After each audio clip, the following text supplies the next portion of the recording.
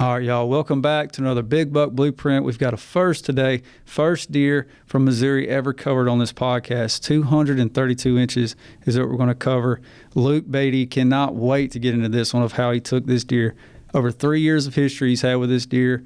It's at least an 8 to 9 year old deer that he ended up taking up there. And insane story with this one. This podcast is brought to you by Legendary Whitetails. We appreciate them for being a partner.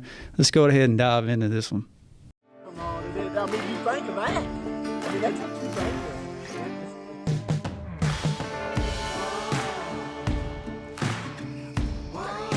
of. Boy, give me 5, boy.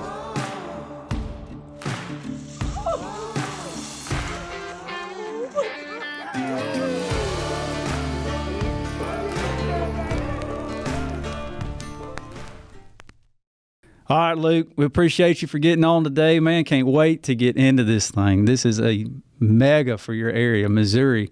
I know you guys got some good deer up there, but, man, you have hit the dang holy grail on this thing, man. I don't think I'll ever be able to beat him, honestly. You know, it's just a truly surreal feeling, honestly. Yeah, I know you got some good ones there. We kind of talked before. We got like a 150, 175 over there on the corner. I mean, yeah, one was 175 and the other one's mid 150s. I mean, that's giants. I mean, that's once in a lifetime you don't kill a deer like that. And then you have broke 200 and what? Tell me, 231. 232 and 1/8. 232 and 1/8 is what your official score came back at. That is insane, man. I mean, insane. A deer grew like that in the wild. Like, it's honestly astonishing. So we'll get into it. And what's even crazier to me is that buck actually probably lost 30 inches from last year. No way. All right, we got to get into this. I can't. I literally can't wait. This is. I get excited about all of them, but this is one I've really, really been excited about. So we appreciate you for getting on. But Luke, first off, let's tell the audience who you are, what you do for a living, man. My name's Luke Beaty. I'm actually a real estate agent in Missouri, real estate agent / land specialist. I also own 2 small businesses. I do a little welding fabrication company, and I do a little bit of driving for a few other companies. Wow. And that's what I do here. I'm jack of all trades, but again, you fit the mold of a blue collar, whatever you want to call it, just a guy, just common hunter, just up there in Missouri, just doing it, getting it done and making it happen. And that's I gotta have a few trays to pay for hunting. Yeah, exactly. Pay for them cell cams and corn and everything else. I know there's a lot of stuff that goes into it, but this is like I've said these words before, the epitome of these podcasts. This is what we want to focus them around. This ain't, Luke Beaty. I killed this thing at a high fence or at a.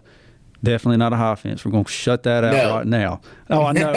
We already got comments on social coming from that. But my point, though, is there's not, look, dude, I paid $10,000 for this deer, and this guy managed it and basically handed it over to me. No, you worked your butt off for this deer.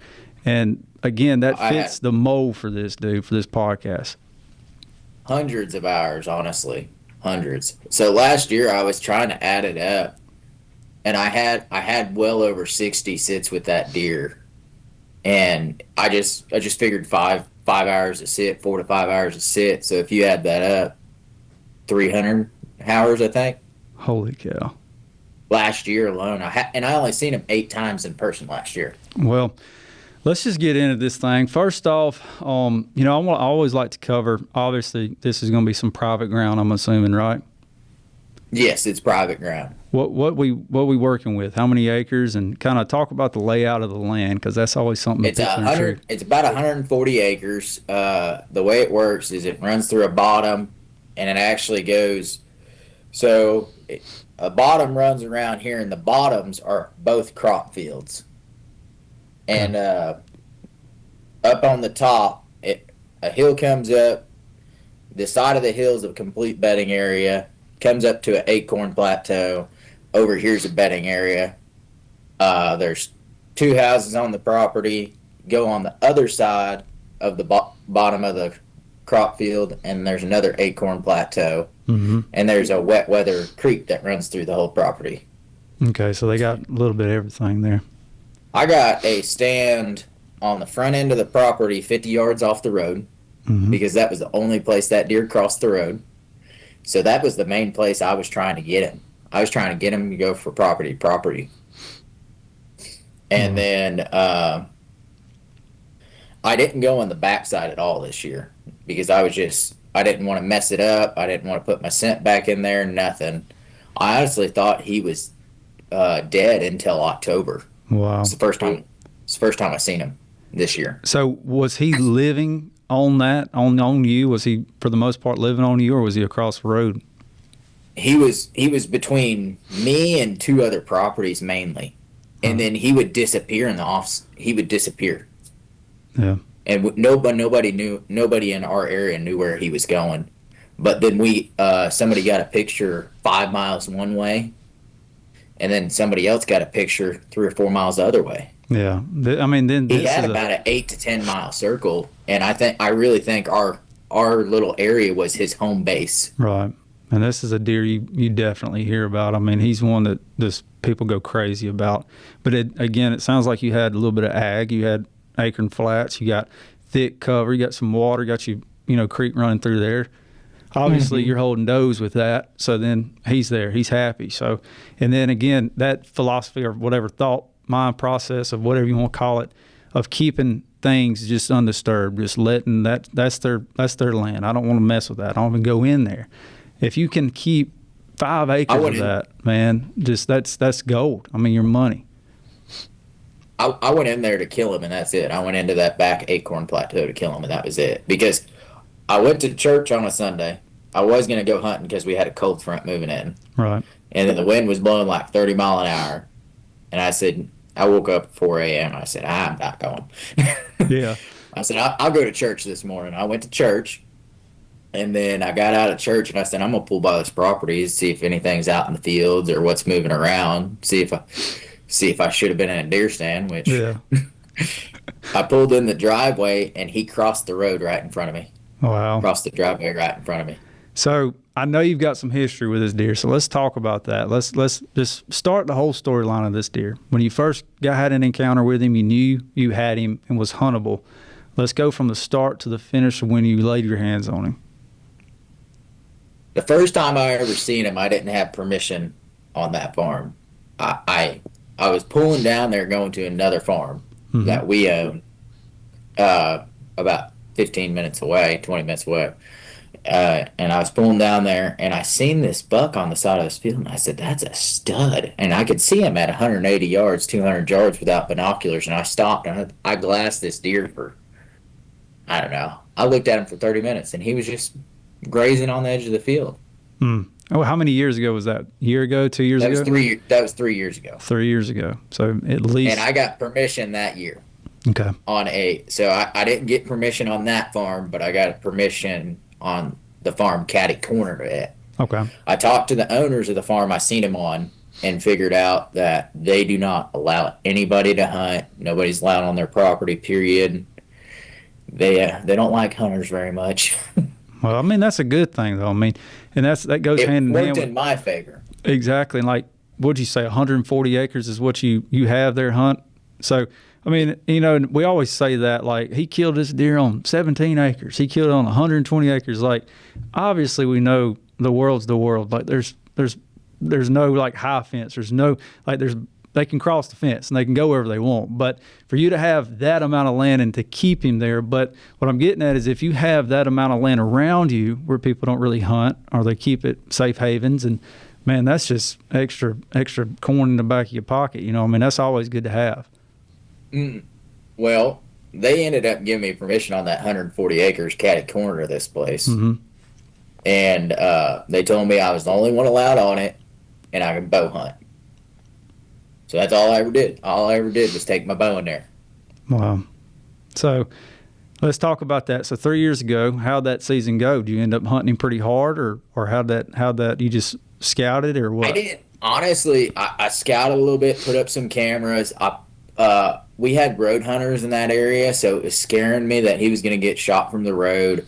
I ended up putting one of the big old pop-up blinds 150 yards off the road where everybody could see it.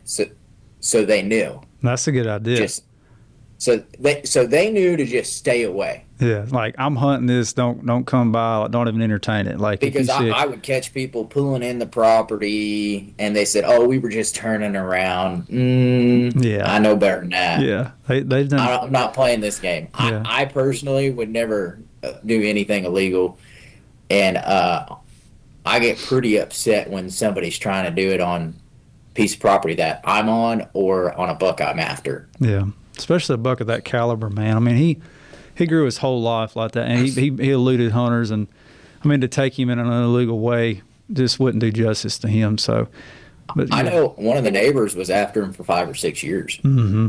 He passed him 6 years ago when he was probably 145 inches. So that third year, you kind of scouted, put some trail cameras up, did all that. So let's go into that second year. So tell us a little bit about that. That's when I started hunting hard. I figured out where he was crossing in between properties, and I put a stand right there. And honestly, that stand's 50 yards off the road. Mm-hmm. I was getting dropped off. I was hunting hard. I went in the back quite a bit too because I was trying to kill him. Yeah. And I mean, I thought out of everybody, I was like, in the property I had the best chance at this deer. And I just kept going in there and kept going in there. And I think I was really just going too much. Right. I think I was overpressuring. I had 8 encounters with him. Wow. He figured out where my stands were. He knew where my cameras were. I would catch him sometimes on a camera. I would catch him and not sometimes. He would walk out and then walk back in the same trail. So you were having encounters with him, and mornings, evenings, was this just out of bow range? One time, a lot of the times it was morning. A few times middle of the day. Wow. Okay. And I passed up 160, 70-inch 10-pointer a dozen times last year in that spot just because I didn't want to mess it up. I didn't want to take that buck, that 10-pointer, and have to go into the bedding areas, take a chance on him running into the bedding areas and dying, and pull him out of there and mess up the entire property and run this big deer off. All right, guys, I want to take a quick break right there and talk about our partners over at Yamaha. They've actually been one of our longest running partners.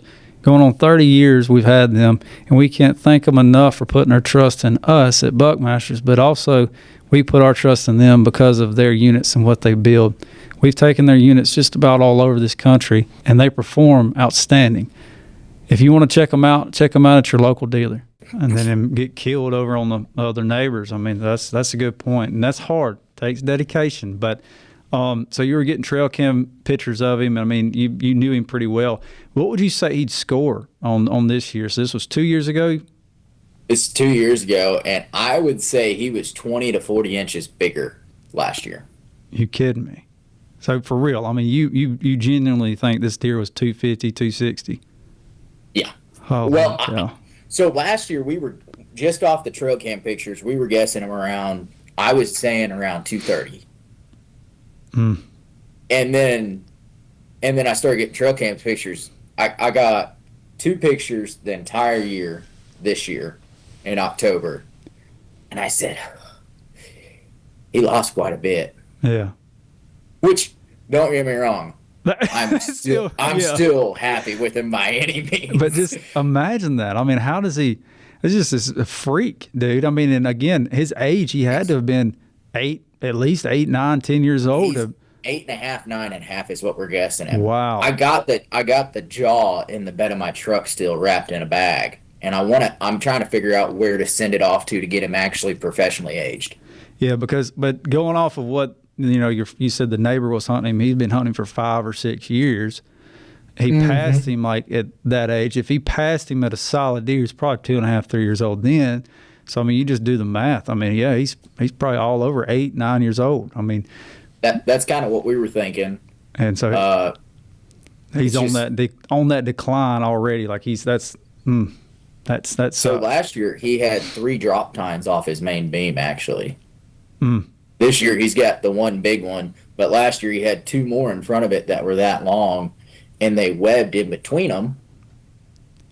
So it would have gave him more mass too on that Holy mass cow. measurement. Holy cow. And then on top of that, he had more kickers off his G2s.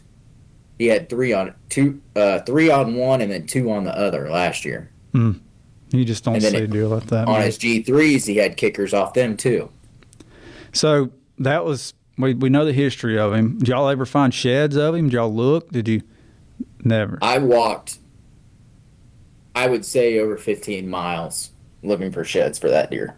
And never found a single shed. And to my knowledge, nobody ever has. But if they did and they see this, I would love to just see them. Yeah. If not, have the opportunity to purchase them. Yeah.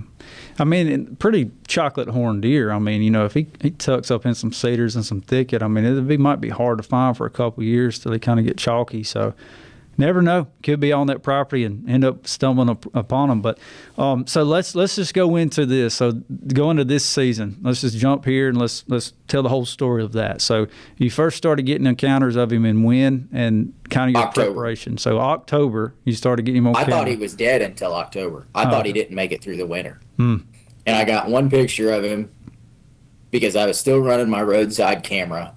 I didn't go on the backside of the property at all that year. I was pretty bummed out until I got that picture of him. I really thought he had passed away. None of the neighbors had seen him. They just weren't telling me. Yeah. I ain't seen anything, man. Well, yeah. So I was really bummed out until October, and then I got that first picture of him, and I said, he's alive. Mm-hmm. And then I started I was like, well, I started hunting that roadside stand a little bit. And I probably had 8 or 10 sits on that roadside stand. And then that cold front was coming in. And I was trying to decide whether I was going to go to Kansas or stay here in Missouri and hunt because I have a lease out in Kansas. And I wasn't sure what I was going to do on that cold front. And then that morning rolled around. And it was 30, 40 mile per hour winds. And I was like, I'm just going to go to church. Mm-hmm. Got out of church and drove into that property. When I drove into that property, he crossed the driveway right in front of me. So I backed out of the property and I went down the road and I sat on the edge of the road glassing these fields because the way he crossed, he was moving quick, but he had his nose to the ground like he was trailing. Mm-hmm. So I went down the side road and sat on the edge of the road and I was watching, there's big open field, and then there's another set of woods, then it opens up again, and then there's another set of woods. Well, I was just glassing this field. There were some does out in that field. And next thing you know, probably 20 minutes, 30 minutes later, he came across that field. Wow. Into the next set of woods. And I was like, I think he's searching. Yeah, I don't think he's chasing. I think he's searching. Yeah. And then I kept glassing. And then he came out of that set of the woods, crossed that field, and went into another set of woods. And I was like, I need to get in the woods. Yeah. He might come back around tonight. If not, I bet he goes back through there tomorrow. Mm-hmm. So I wanted to get in there that night. I really didn't think I was going to get a chance at him that night, but I wanted to get set up for in the morning. Mm-hmm. So, because I didn't have a stand back there, I hadn't been in there, period. Right. I had been on the front half of the property and on the one side field and had a camera on it, but that was it. Right. I hadn't gone to the backside at all because I didn't want to mess anything up. I wanted to keep my scent out of there. So what I did was I walked all the way down the property, came up the back fence row, and then ducked back 80, 90 yards onto an acorn flat. What do you? In between the two bedding. Yeah. Okay. Yeah, that's what I figured. I got a JX3 saddle. Mm-hmm. That's what I run for all day sits. It's the most comfortable thing for an all day sit. It turns into a seat. Yeah. Yeah, those are nice. I've seen them. And that's, I mean, like we said, I mean, if you're able to keep that mindset, and just don't touch it until like the moment, until you're ready to just pull the trigger, like this evening is the evening, he's dying. Like it's it. That's when you make that move to get in their bedroom and where they're quartered up. You know what I mean? So, so you went in there that evening. My thought was this was between 10 and 11 o'clock. I seen him that Sunday. Yeah. I said, I'm going to kill. And my exact words that night after I got out of the stand, I had a great sit that night, had multiple bucks pushing little does around, had a few 138 pointers run through, 3.5-year-olds, nice deer running through. And then I got out of the stand that night and I said, I'm going to kill that buck between 10 and 11 tomorrow morning. Otherwise, I'm never going to kill him. Right. I said, I really think this is my only opportunity. And I actually said that to my buddy in my family. So I'm assuming no success that evening. So you're going in there in the morning. No success that evening. I waited well past dark to walk out because I didn't want to mess anything up. So I walked out and I walked down the edge of this fence row and tried not to bust anything because does had bedded below me. Mm-hmm. So I eased out of there and I eased down that fence line and tried to get out of there without busting anything out. And I did the same thing the next morning at 4:45. Ooh, that's early. That's real early. I wanted to get in there early just in case I did move something around, they wouldn't know what it was. Right. Good point. So I eased up. I didn't ease up the edge of the field, but I eased up about 30 yards off the edge. That way I was pretty quiet, and I went all the way to that fence line again, and I ran right up the side of it and ducked back to my tree. Okay. And I was only 10 or 12 foot off the ground. Oh, wow. I had to have shooting lanes. Mm-hmm. But I left my sticks on the tree, my saddle in the tree, everything that night, besides my bow. I took my bow out. Right. So, I can't wait, dude. I'm on edge on this. I'm ready for you to get into this, dude. I want to hear how this thing went down. So how was obviously, sounds like you made it happen mid-morning. Well, so that morning was a great sit. I sat there and had multiple deer come through, had does come through, bucks were pushing around does again, younger bucks, hadn't had a mature buck been pushing them around. But I mean, there's a 8-pointer right there that is probably 130 to 140 inches, but he's only 3.5 years old. Wow. So I'm kind of wanting to see what he's going to be in the next 2 years, 3 years. And then there's one of his sons that's pushing does around too in that area. 2.5-year-old deer, probably 125 inches. Mm-hmm. Wow. And so you got about, I want to say 8:30, and everything died off. I had some does moved in, and they bedded down below me. I had, and so I just was sitting there. Sat there, I played on my phone for a little while. Talked to God a little bit, and then about 10 o'clock, I seen something out of the corner of my eye back behind me. About 100 yards away, I seen him walking through thick timber. But when you see this deer, you know if you can see. Yeah. And I just had a quick glimpse, and I said, that was him. Mm-hmm. Well, I took. And I sat there and I just started praying. I said, he was going the opposite way. I was like, Lord, just give me a chance at this deer. Just give me one chance. Which the year before I had him at 25, 30 yards. Wow. But he was behind brush, and I had a 6-inch opening, and I'm not comfortable taking that shot at any deer with a bow. Right. I started praying. Yeah. I looked down at my phone. It had been 15 minutes or so, and I'd been talking golf for 15 minutes. Yeah. And I was like, all right, well, if I don't see him by 10:30, I'm gonna rattle. I had my black racks in the stand, and I sat there and I just kept talking to God, and I looked down at my phone again. It was 10:32, and I said, oh, I need a rattle. I've been talking golf for 30 minutes. Yeah. Yeah. I lost track of time, so I picked up my rattle, and I did about a 2 to 3 minute, like a medium sequence. Mm-hmm. Not too heavy, because when you get too heavy, I think it just scares them deer off. Right. The whole point of a Timney is to become more accurate, period. There's only one reason to replace a trigger, that's because you become more accurate with the rifle.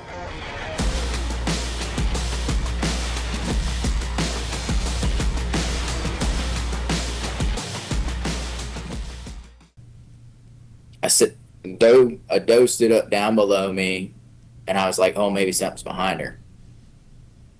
Nothing was behind her, and I'm looking around, just kind of easing each way. I'm up in my saddle at this point, and then I see a face about 60 or 70 yards back behind me. Just a deer face is all I could see through a little open patch, because there was a big leafy tree, so it's a little open patch. I was like, so I forgot my binoculars in the truck, so I pulled up my rangefinder, and I'm using them as trying to see what this is back there. I thought it was a buck, and then he took a few steps. I said, that's him. Oh, man. That's him. He's at 60 or 70 yards back behind me. I don't have a shot. I wouldn't take that far shot with a bow anyways. Yeah. But, and I'm like, and then I pull it back up, and I'm looking at this deer again, and I'm like, yeah, that's him. I see the kickers coming off. I was like, that's him. And he takes 2 steps to the right, like he's going to turn around and go off. I start freaking out. So I rip my grunt call up, and I do one long, deep grunt, and then I do 2 short, snarky grunts, and I face the complete opposite way of him. Because he's close, so I don't want to. I'm trying to just last chance efforts. And as soon as I do that, I hear do. No, man. I'm like, he's coming. I mean, ain't no doubt. Oh, is that your heart? Yeah. Heart starts jumping. Well, so I'm in this tree, and the night before I broke 3 little trees, so I had shooting lanes because it's thick through here. I'm 10 or 12 foot off the ground. If I'm any higher, I don't have any shooting lanes if I'm any higher, unless they're right below me. Well, I got one this way. I'm a left-handed shooter, so it's perfect. And this is the one I'm hoping he was coming to. He goes around it. There's right here, there's a few little saplings where I can't shoot through. He goes, and then there's a shooting lane to the left of him too. He goes around that first shooting lane on the backside of it at 35 yards. Cuts back in and comes straight at my tree behind those saplings. As he's coming at my tree, he starts angling out in this shooting lane again. And I was drawing back as he was coming straight at me. Yeah. Just easing. Smoothest draw I ever did. I don't think I could do it right now. I don't know how I did it in the stand because it was. That's a good I'm Lord. 3/4 Looking of the out. way drawed back. This deer steps out. Quarter to me. Steps out. Middle of my shooting lane at 17 yards. And just looks straight up at me. And I'm 3/4 of the way draw back. Looks straight at me. I was like, Yeah. It's like as quick as I could get on him, I released. And as soon as I hit my trigger release, he took another step to his right, quartered even harder. So instead of going, I would have hit him right behind the shoulder, but I hit him a little farther back, 6 to 8 inches back. And then went down through him and came out 6 inches in front of his back hip on the opposite side. So I went all the way through him. I caught both lungs still. wow. It's a great I shot. barely nicked that opposite side lung. Yeah. And ain't Caught that, the liver. is that not crazy how they know that tree? They know that spot. It's like they could just drop a pin in their mind of, I know exactly where that grunt came from.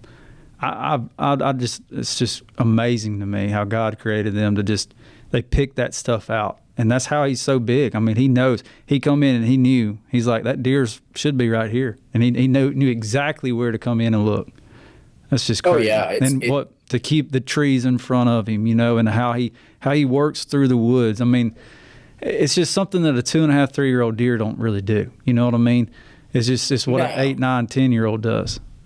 I had a 2.5, 3.5-year-old deer under my tree that morning licking it. Yeah. He's this crazy. deer would have never got. I mean, I honestly, to be quite honest, I honestly didn't know if I was ever going to lay hands on him because he was so smart. It's crazy. I really didn't. I was terrified somebody was going to poach him or one of the neighbors was going to get him with a rifle. That is awesome, man. That's so cool. One of the funnest little hunts shared with me on these podcasts, man. That was really cool. How he came in, how you grunted. You used your techniques, hunting skills of just calling, use the black rack, and then he went to the grunt call. You calling away from you is another good thing. I mean, a lot of people, they just pick it up and just, I just got to hit it. But you turned away to make it sound as if they were further away or if they were, heading in that direction, which is a good move. Man, pick that thing up. I see him over there on the side. I've just been tormenting me because I haven't really been able to look at him. Holy cow. Luke, that's crazy, dude. That is impressive. And so when you recovered him, did you call the whole convoy? You go ahead and run down there and jump on him? Like, what? That is insane. Honestly, when I recovered him, so after I shot, I kept it together about until I hit that release. Yeah. I heard the whack. He took off. I knew I'd hit him good. I was real confident I hit him good. I kind of freaked out. Yeah, I can imagine. I was almost in tears. I was freaking out in the stand. I called my dad. I told him. He said I called him hysterically, so I couldn't talk. Yeah. I shot the big one. Yeah. He said, no, you didn't. I shot the big one. Yeah, I can imagine. And I was, so many emotions had come together right after that shot, and it still almost gets me in tears. I mean, just going back to that moment. Oh, yeah. Because it was so much time, so much effort. I mean, and at the end of it, I don't even know how to explain the feeling. I don't think I'll ever be able to come close to beating that deer. Right. And if I do, the good Lord's looking down on me even more. Yeah, I know. No joke. I mean, he's already blessed me enough, but that it took me about 20 minutes to stand up. Yeah. I couldn't get down out of the tree. I was afraid I was going to fall out because my legs weren't working. Oh gosh. I was shaking so bad. I called my brother. I called my dad. I called my brother. I called one of my best friends and told him because he knew I'd been chasing it. They're all freaking out. My brother called me back, and I guess he was recording me, so I guess he's got part of that recording about how I was freaking out. Well, 20 minutes later, as I'm sitting there, actually, I'm looking to see if I can see my arrow, and I see it down there. And I was like, okay, so it's complete pass-through. Right. Complete pass-through. I see it. I'm like, that thing's covered in blood. Mm-hmm. I can see it from here. And is that splatter around it? I was like, oh, this deer's dead. I was happy. I finally, about 20 minutes later, I was able to get down. I shot that deer about 10:40. 10:45. And I got down out of the stand. I walked over there and I picked my arrow up, drenched like I thought from tip to tip. There was splatter all around it. And I said, oh, this deer's dead. I'm not going in after him, though. Yeah, make sure. I wanted to give him at least an hour, regardless, because it was a quartering to me shot. I didn't want to take a chance. Mm-hmm. So I walked back out to the truck. My dad and brother were already sitting there waiting for me. Mm-hmm. And they said, well, let's see the arrow. And I handed it to them. They said, that's a dead deer. Said the same thing as me. And I said, yeah. I said, but we're waiting. Yeah, we got to. They said, what do you mean? I said, we're waiting. So about an hour had passed after I had walked out. And we walked back in. And it's a little half, 3/4 mile walk back to where I was at in there. Mm-hmm. We walked back in there. Good blood right off the bat. 10 foot down, blood slows down. I'm like, oh gosh. Yeah. Finding more blood. Not great blood. It's really good looking blood, but not like a lot is what I'm saying by not great blood. Right. Well, and then we're finding it every 15 foot. And then we're finding it every 25 foot. And I'm like, we're 60, 70 yards down this trail. And I'm like, we might be turning around. Yeah. This is scaring me. And then about that time down below us, my brother says, "There he is." Mm. He's behind me. He's looking. He said, "There he is." And I said, "No, that's a bucket." Walk another 30 yards, find some more blood. And he said, "No, there he is I see. to the right of the bucket. There's a bucket in the middle of the woods just for some reason." And he's over down there by it. He's over there 20 yards to the right of it. I'll be dang. What do you think happened, man? Like, from the shot where you're explaining to me, and I've seen this, I've personally had this happen where the guts roll if it exited and there's no exit. So if you shoot them high, and I don't want to take your thunder away here, but this happened to me literally this season. I shot him high, and there's no blood. I had no blood at all, not a speck, and Really? not even a hair. And I knew it was a perfect shot, man. And I ended up second guessing myself. I couldn't find no blood, but ended up I had to get a dog in, recover. Ended up not being a bad shot, but he went about 300, 400 yards. But the way it was, I clipped a back lung, maybe liver, but I was so high and it come out gut. And that gut, as soon as it come out, it cleans your area, which sinks your heart. You're like, oh, there's gut on here, but it cleans your area of the good blood. And then it also, that gut rolls over that hole and it clogs the hole and there's no blood bleeding out. And he's all bleeding internally.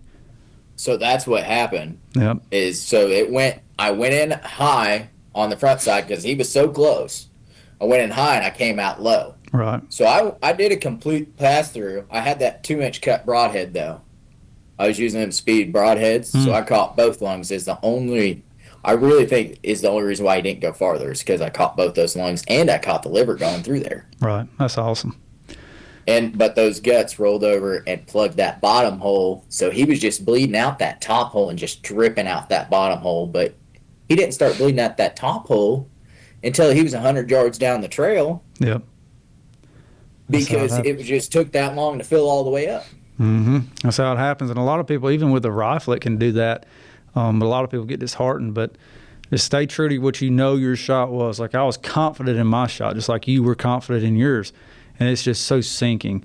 But just remember that if you have that gut shot or if you have a shot similar to this, that deer's dead. That's a fatal shot no matter where you look at it. You know, he's not going to survive that. So playing it safe, y'all were on the borderline of backing out, but playing it safe, you know, if you ever are curious, just back out. It doesn't hurt, you know, to give it another hour, 2 hours, you know. When in doubt, back out. Yep, and that's what I've always said. Because if you start pushing that deer, when their adrenaline starts running, you'll run that deer for a mile. No joke. And you'll never find it. No joke. Well, man, let's see him one more time, and I want to talk about this thing. So what's his measurements? He's 232 and an eighth. But what kind of mass? What's his tine length? I know you know a little bit more about that. All right. Well, he had almost 40 inches in mass. I think it was like 37 and some change. Wow. In mass. He had over 27-inch beams. I can't. Let me grab my phone. I got the score sheet on it. Yeah, check that out. All right. So to give you an idea, we're getting down on his. So that's crazy. The right beam was 27 1/8, and the left beam was 27 7/8. Yeah, that's insane. I mean, his tips almost touch. Yeah, what's his width? I was curious about that because he doesn't look super wide, but with a frame 16 like that. 16 7/8. Yeah. Yeah, that's insane. Imagine, Luke, if he'd have had 18, 19. It's, I mean, obviously. It would have gave him more beam. It would have gave him. But still, it gave him another 20 inches. But his frame is what made him what he is. But again, if he'd have had that, he might not have had all the kickers. So how many irregular points did he have? So irregular. He had 31 total, and he would be a typical 11-pointer. So do the deductions there. Holy cow. Is that not crazy how much junk that is? But that's what sets him over the edge. I mean, that's why he is what he is. So I was doing the math, and if he was measured as just a typical 10-pointer, yeah, he'd be pushing the 200. He's 190s. That is That's insane, a typical dude. 10. Insane. And last year, he was a 6x7. Wow. God almighty, Luke. Man, Yeah. once in a lifetime. And again, works your ever loving butt off. I love these. I just love them. You're working, I don't know how many jobs you said. You're real estate, you got welding, you do all this. I got 3 jobs right now. 3 jobs, 3 years of hunting this thing. This ain't no give me daddy's money. He gave me this, or I'll pay for this, or it's this high fence. So I love these, dude. Oh, believe me, I've heard all that since I've shot him. Oh, I can imagine. But, well, Luke, man, I really can't thank you enough, dude, for getting on. I mean, just incredible whitetail. I mean, any and every way you look at this thing, incredible whitetail. I'm truly blessed beyond belief, and none of it would be possible without God, honestly. I agree with that. Amen.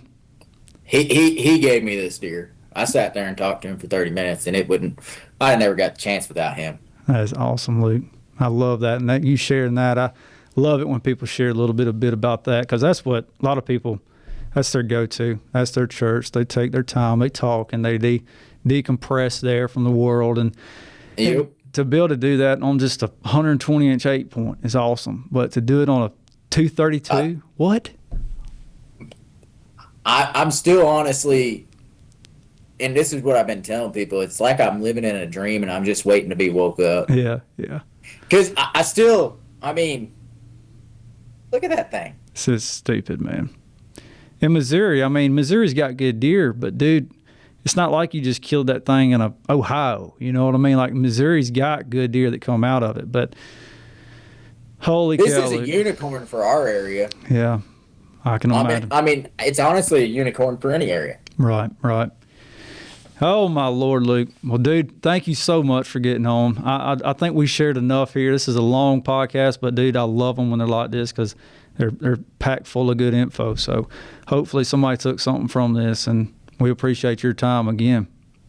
Oh, yeah. Well, thank you for having me, and I appreciate you guys just asking me on. Yeah, buddy. Ain't no problem, man. We wish nothing but success in the future and all your future hunting endeavors and work and everything else you got going on, man, and keep us in the loop. But that concludes it for another Big Buck Blueprint. We appreciate y'all for watching. Hope you enjoyed it. We'll got more coming to you after this. So appreciate it, Luke.